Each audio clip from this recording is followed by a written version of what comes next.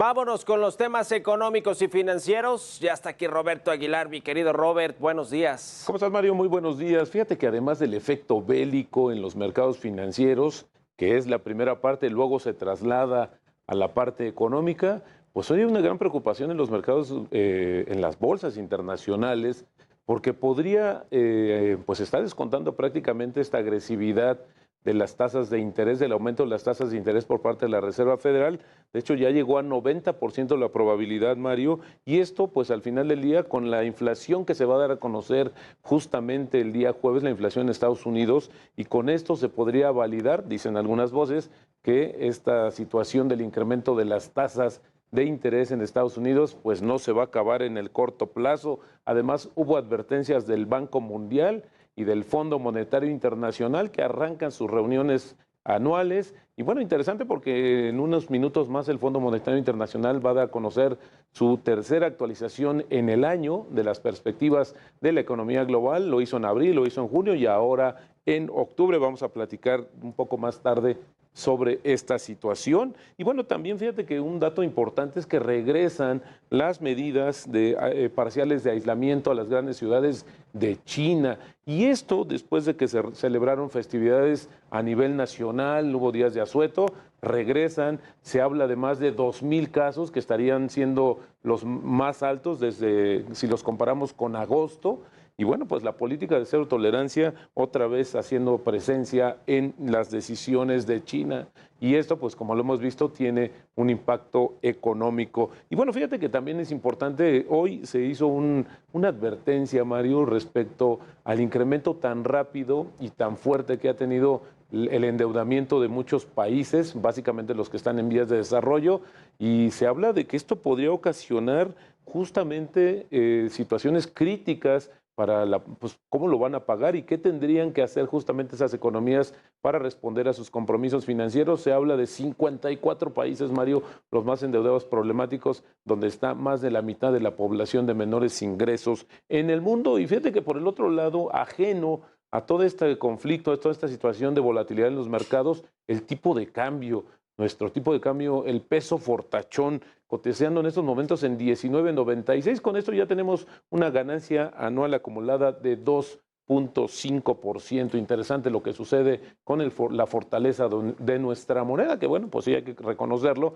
es uno de los activos que ha mantenido pues este fortalecimiento y no ha sido ahora. Sí. Si lo vemos desde los 2 años atrás, es importante esta evolución del tipo de cambio. Fíjate que interesante también ya en el plano local es que la inflación en México alcanzará su techo en el cuarto trimestre de este año, pero la economía va a enfrentar todavía retos como las tensiones justamente generadas por las discusiones del TEMEC y solo crecerá el próximo año 0,6% contra una proyección de 1,6% que tenía originalmente BBVA, el banco más grande en México, y para 2022 mantuvo su pronóstico de crecimiento del PIB de 2%, agregó que la desaceleración más rápida de lo previsto, una política monetaria restrictiva del Banco de México y un entorno de menor inversión desde el inicio de la administración actual es una combinación muy riesgosa para el futuro de la economía y bueno, pues esto contrasta porque la Secretaría de Hacienda espera que el próximo año México crezca 3%, ahora estamos viendo que solamente 0,6% y así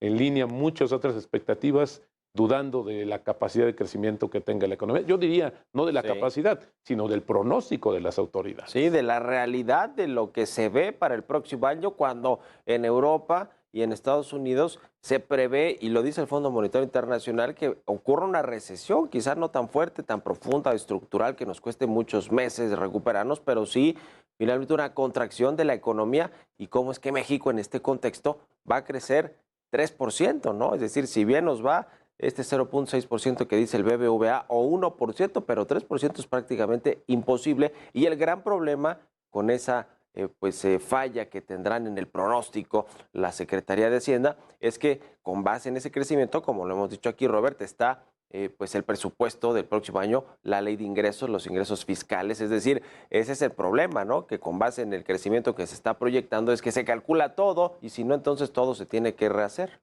Claro, y un crecimiento que no alcance ese pronóstico implicará un reordenamiento del presupuesto, del gasto y probablemente recortes para privilegiar algunos proyectos, como el caso de los proyectos de infraestructura de esta administración, que son consabidos. Pero fíjate que hablando también del tema que se dio a conocer ayer sobre este comité de nueva normalidad conformado por la Secretaría de Salud, Economía, Trabajo y el Instituto Mexicano del Seguro Social, que estas medidas de prevención es interesante porque ya se están relajando. De hecho, somos parte de ellas desde hace varias semanas, pero todavía es importante, Mario, comentar que muchas expectativas y pronósticos de crecimiento todavía consideran algunos episodios de regreso nuevamente de algún que se vuelvan a presentar más infecciones, sobre todo en esta parte de fin de año. Así es que hoy todavía hay un poco de incertidumbre, no podemos echar las campanas al vuelo y el hecho de usar o no cubrebocas, pues es importante, pero no es definitivo porque al final del día